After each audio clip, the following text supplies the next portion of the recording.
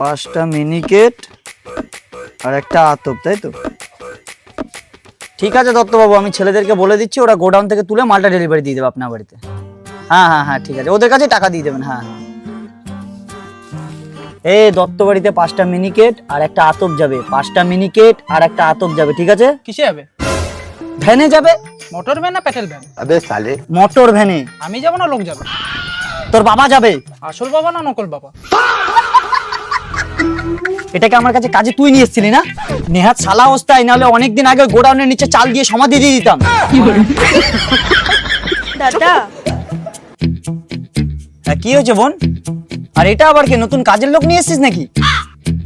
এ বুদ্ধার বাল, বেরো, কালকে তো আর কাজে আসবি না। দাদা এটা কাজের লোক না। কাজের লোক না মানে? তো কে এটা?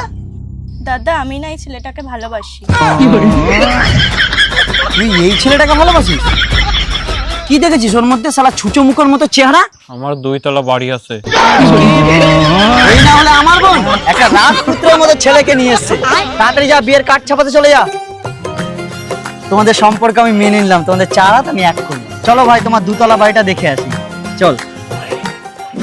হাঁটতে হাঁটতে তো অনেক দূর চলে আসলাম ভাই, তোমার বাড়িটা কোথায়? এই তো দাদা আমার বাড়ি।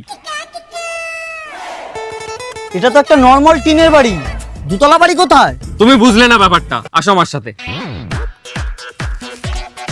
এই দেখো, এই একটা তালা আর এই একটা তালা, হলো তো 2 তালা। আমি আর তোমার বোন এই বাড়িতেই থাকবো। টাকাচ্ছি মারা তোর কাছে না মানি নাই বিয়ে মানি না মানি নাই বিয়ে আর তুই তোর বাড়ি চলে তোর মজা বুঝাচ্ছিস